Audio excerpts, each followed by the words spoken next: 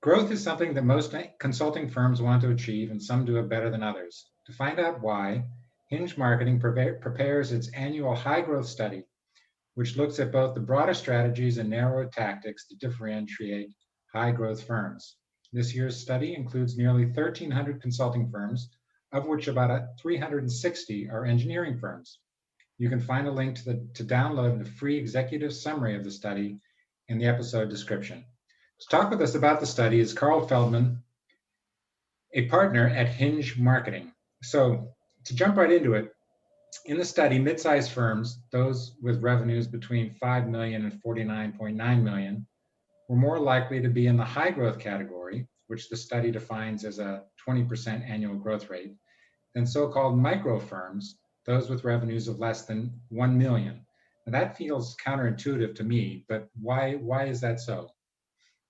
It's interesting, and that's not always the case. We've been doing this study for some time, and there have been past years where that metric has been inverse. Now, I would recommend taking this trend specifically with a little bit of, it's a grain of salt, because the research terminology is that this is a purposive sample. So we specifically in this study oversample and lean towards large, large size firms for more practical insights. What we find at the micro level, after years of doing this, is there are very wide oscillations. So it's basically at that size, and I just say this bluntly, you either grow or die out. So it's really your needle. There are some in between, but often they're on the extremes. So that's why we see some variation in the micro size. We would take more of our insights from the mid size, and even looking at the micro firms, they can take more of the practical insights by setting their targets at that mid size, because that is aspirational to where they want to be. And as you move up the chain into that large and enterprise side, some of those insights may be a little bit different because you just have an amount of scale there. Well, another thing that sort of jumped out at me about the high growth firms was um, that you have a high profit category, which is firms that are in 25% or greater profit, and high growth firms are more than 70% more likely to bring that profit to the bottom, to bring their growth to the bottom line. That, I would think that a firm that is growing is investing in itself and not bringing the money to the bottom line. Why is this the case? That's an interesting, and I appreciate you bringing that question out. It's one that, unlike the micro firms which kind of oscillate, this is a pretty consistent trend over the last 5-10 years. And we'll share some of the grains in the full study. And as you dig a little deeper into this, it may seem counterintuitive, but the big takeaway is that these high growth firms have a methodology. It's a considered approach to marketing and business development that at its core, it is more efficient. So that allows, when you have a significant pipeline and you are paying attention to business intelligence and probably listening to your research and focusing on the areas that are really growing for our industry, if you have a healthy pipeline, you're able to pick and choose the best type of work. So not just quantity of new opportunities, but also quality. And that really helps to drive the efficiency and profit line. The other side, and we see this in other areas of the report, consistently, the high growth, the faster growing firms are focused on efficiency technology. So automation technology, whether that's technology in the form of partners or back office or PM efficiency, or even, digital environment information that's more ready to use, takes less legwork to get into a usable format. Those types of things also enhance the bottom line. So some of that, the approach and methodology, and it's a term that's thrown around very widely, but the culture the culture and operational discipline that goes with that kind of methodical approach, that's really what drives that efficiency. So it's not surprising to us. We've seen it year after year after year. Now the gulf has increased, right? I think in the last year, we've seen that difference, the variance increase. So we're seeing more of it, and that could be a nature of the external environment and what's happening. So that the firms that are leaning into this, those trends all accelerated. So if they were already leaning into it, you increase your lead. It's also that this technology, it compounds. So the efficiencies and gains can build, they can build on one another, so that we see that as a factor as well. One point off that which sort of jumped out at me from the course of all the questions in the study, and I'm not sure exactly how to put this politely. It just seems like the faster growth firms had better employees. Like right down the line, it was always they were more involved in strategy, more involved in technology. Is that a case? Yeah, it is. Looking at it broadly, we would say definitively yes. There is that investment in that skill set, the types of skills that are needed to do that kind of business development, to be able to take complex solutions and explain that clearly. It's also, and across all these questions, we're seeing like this all connects back together.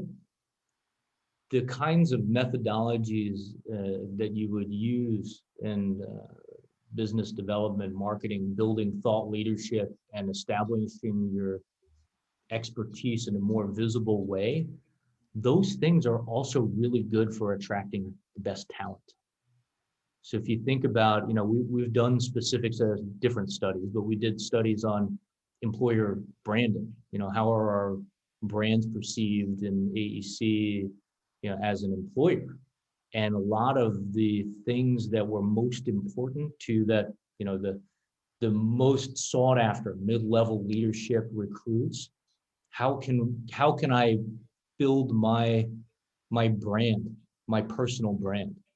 How can I be involved in the issues that are most relevant to my industry? Those things are all consistent with the types of methodical business development and marketing strategies that we see indicated through the studies and that we've worked on for years. It's really just reflecting back on the year. There wasn't that much that was really new. It was like you took the trend and just pressed the accelerator pedal. Right. And it sort of the difficult market sort of just accentuated the differences. Right. Yeah. And the cracks and strains on one side of the spectrum are the opportunities for the other. I mean, I'll share our own, ourselves as guinea pigs at Hinge. We are also professional services, so a lot of the same challenges.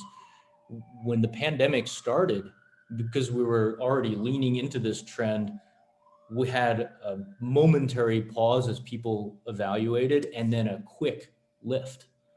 So we were able to acquire talent that would have been very difficult in the past, hiring high-level research analysts from, Hilton Hospitality. That it's a little bit different in terms of shift and audiences, but one industry's pause is another industry's opportunity, and that rings true across our industry and disciplines.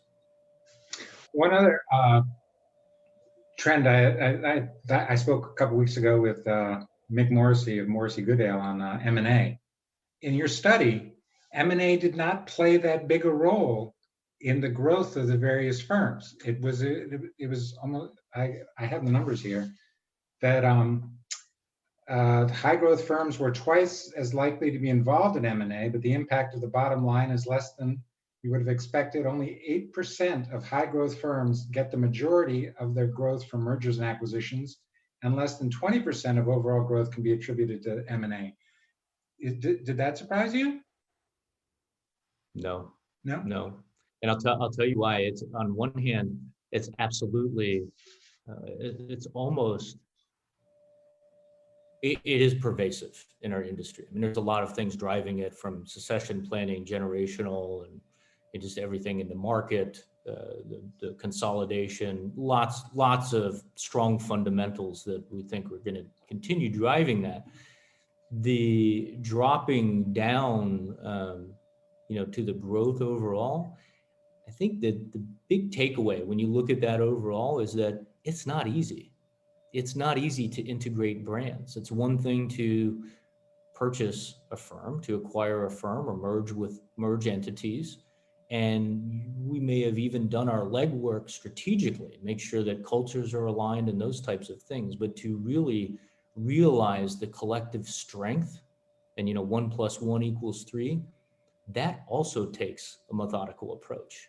And I'll share, not to toot our horn, but a lot of our involvement in this space is helping firms come up with that brand integration, first the equity assessment, and then the integration plan, so it becomes a repeatable process of, one, cultural alignment and making sure that you're retaining all of the best talent, and also creating clarity for the external audiences, that if it's left to its own devices, it creates confusion.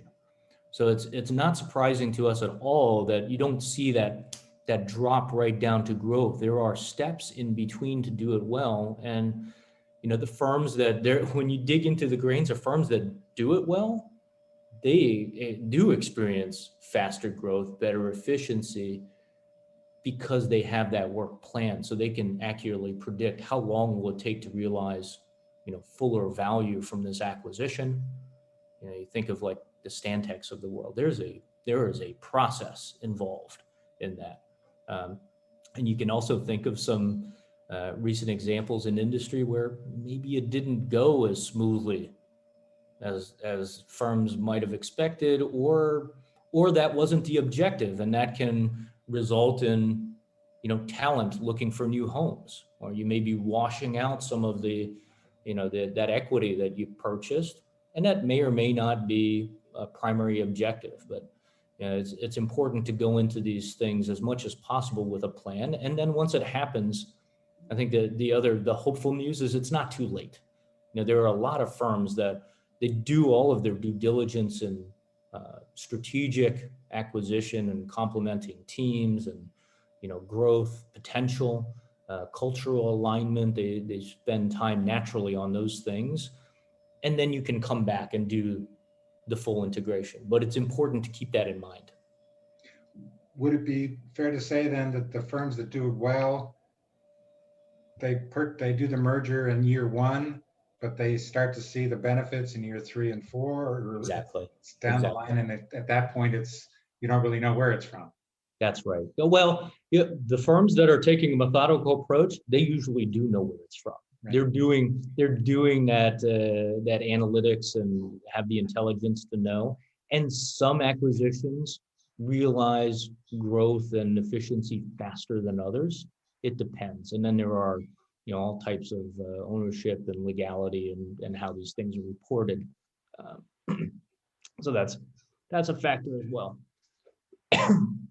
Excuse me.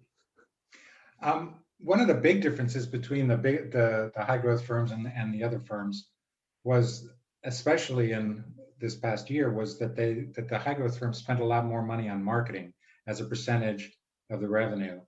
Yeah. And typically in a difficult market, the first thing they cut is consultants, and then the next thing they cut is marketing.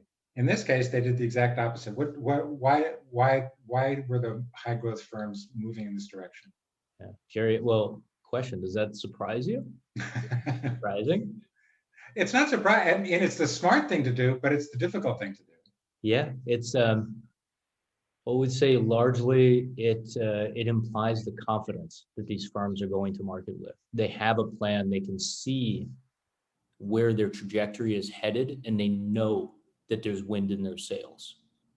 It is again, I'll share us as the guinea pig, right? When those first couple months, yes, sure, in the back of your mind you're thinking, is this time to step on the pedal. There's a lot of uncertainty out there. However, all of our analytics, everything going says, okay, we need to prepare, because as we know very well in our industry, it's one thing you get the work, but then who's going to do it?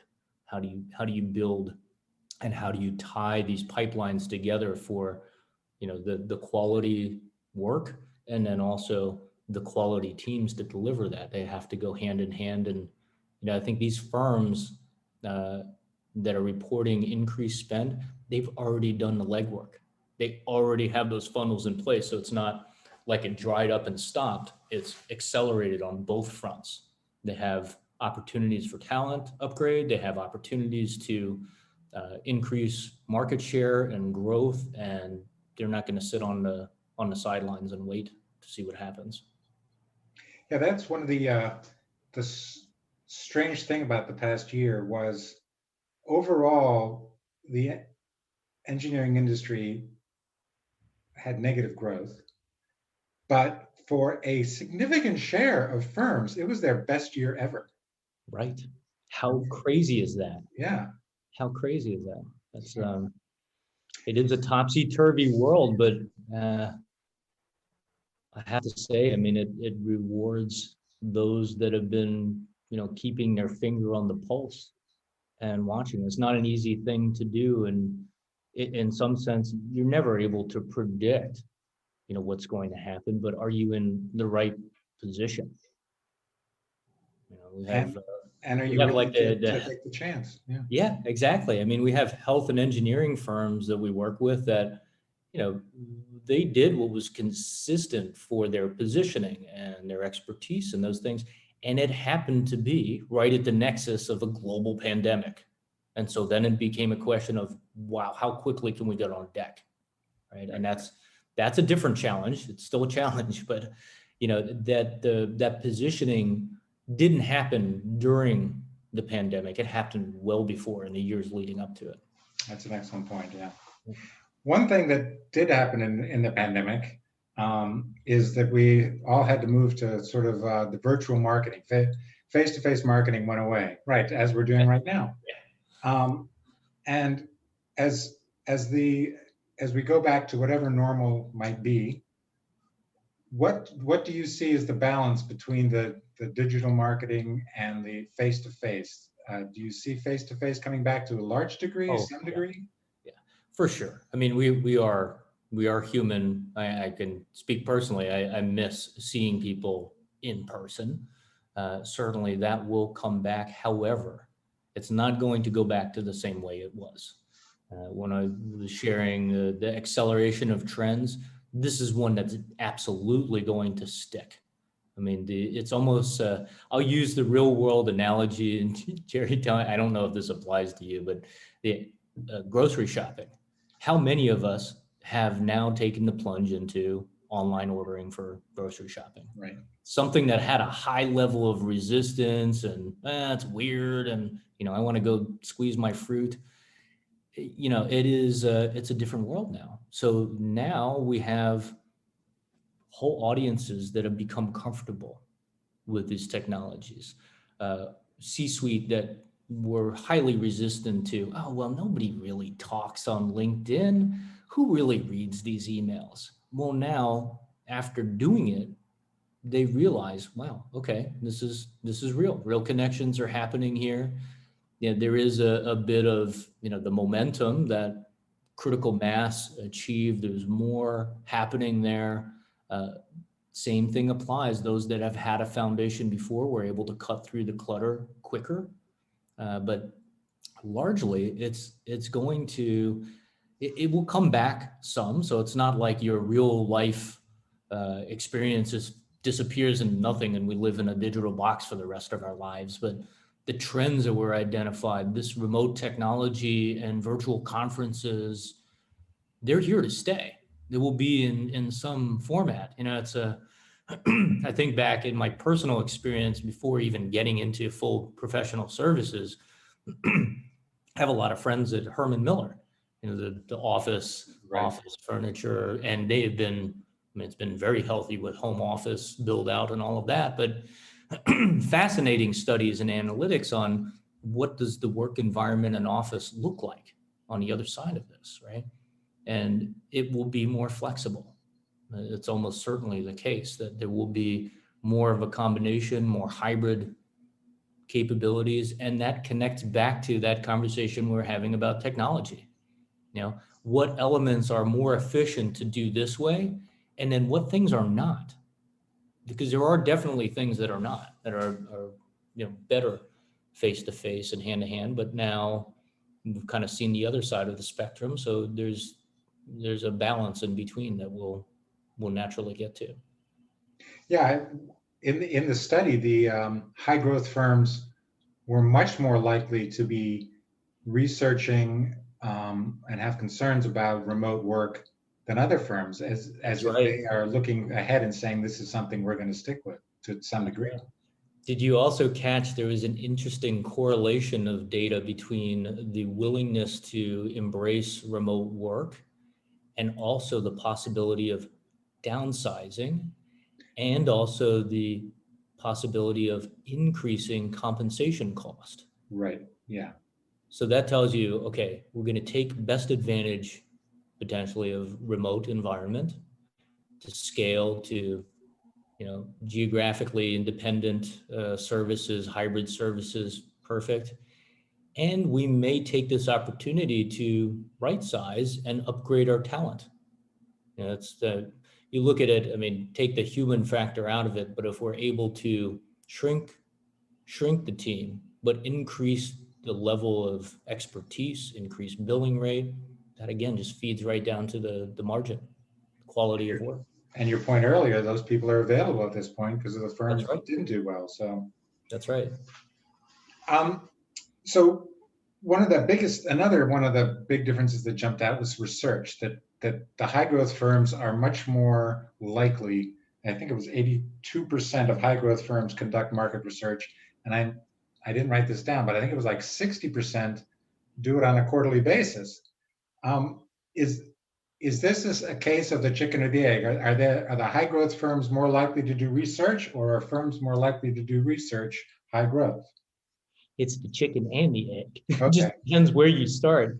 It is, this is one, Jerry, that is a consistent benchmark. So this has been going back, 10 years plus, and in its exact current configuration, at least the last 6 years, this has been consistent.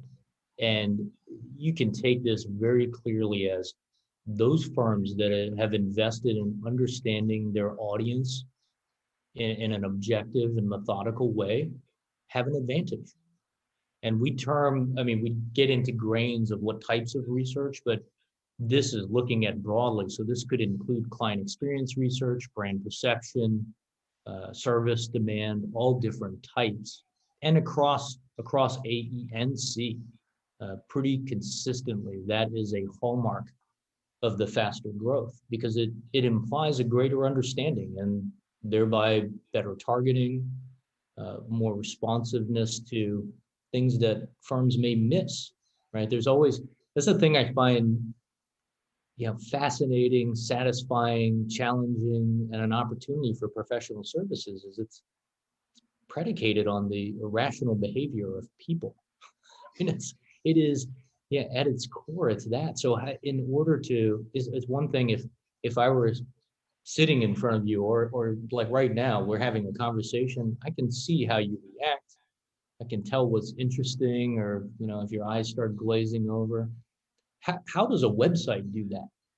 How does a website respond if someone's disinterested other than it just sits there while the user leaves? Right. So in order to have that kind of connection through some of these, kind of one step removed technologies or tools that have massive reach but are not people, you have to break down the understanding into an objective, quantifiable measure. So one of the things when I first joined Hinge, one of the most intriguing things is that we had a behavioral scientist on deck. That we had kind of this backbone of trying to make sense of people's behavior, feelings, right? Culture, those less quantifiable things, but qualitatively, what does that mean? What's important overall, like the trends we've been talking about that are market positioning, that can really be a good context for what we may do individually.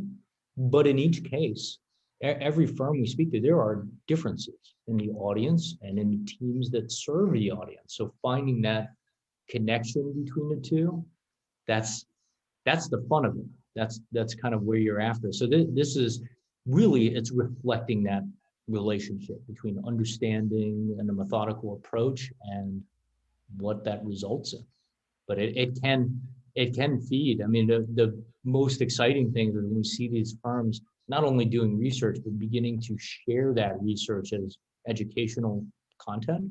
So I mentioned like some of the environmental engineering firms. How valuable is quantifiable data on things like, COVID testing or impact to remote workplace, or even, cost to maintain remote workforce versus in the field, and, dealing with safety precautions in the office. How valuable is that kind of certainty right now? Mm-hmm. Pretty relevant. Pretty relevant. To close up, to cycle back to the beginning, when we were talking about the various sizes of firms. Sort of the theme throughout this has been that the firms that have a methodology, have thought the process out, tend to be higher growth firms. A small firm, a micro firm, less than $1 million a year, what can they do to put themselves on this track? Act like a bigger firm. Look to the mid-sized firms and consider what skill gaps, technologies, infrastructure do you need to close to set yourself up to scale. Because I'll tell you, I mean, it's David and Goliath, right? The Goliaths look at the Davids and think, gosh, I would kill to be so nimble, be able to put my finger on that button and scale quickly with minimal fuss and bureaucracy, and trying to wade through mountains of data and content. And the Davids look at the Goliaths and say, my God, where am I going to find the resources to do anything like that, or even a mid-sized firm? And so it is all down to the methodology employed, and are you able to muster that infrastructure that's going to allow you to scale, right? And what pieces are the most important priority for you? It is one thing to say, oh, I want to do all these things. That's almost never the right answer. It's what are the priorities? What are the foundation elements that I have to build on? What things do I need to invest in that are critically missing? Because it is really a system. How are we generating visibility? How are we building trust and engagement? And then what opportunities are we giving audiences to raise their hand and say, I want to work for you or with you? How do we make sure that we're hitting all of those things together? We share a lot of free content around that. That's, I think, helpful in those beginning phases. Is where do we direct? But really, you can take some of the context, but apply it with discipline to your own situation. Looking at those mid-sized firms, because that's the trajectory that you want to set yourself up for. But I from what I hear you said, the first step is to do a self-appraisal and see what your strengths are, what your weaknesses are, and move on from there. Absolutely. And the high growth executive study is a great place to start. It's not instructive. It's not just do these things. It is context, and apply it in a disciplined way to your own audiences, both for recruiting and for new work. If you have the ability to bring in experts to help you with that, great. If not, by doing some secondary research and setting yourself up and looking at it with a critical eye and thinking about your specific scenario, both internal and external. How do you match up? That is what I'd recommend. Well, as I mentioned, there's a link to download the free executive summary to the study in the episode description, and you can also buy the entire study from Hinge. Well, that's it for today. We've been talking with Karl Feldman, a partner at Hinge Marketing. Thanks so much for taking the time. All right. Thank you, Jerry. It's And always a this, pleasure. and this has I can been talk about this stuff all day. I can tell. This has been the Engineering Influence Podcast presented by the American Council of Engineering Companies. Thanks for listening.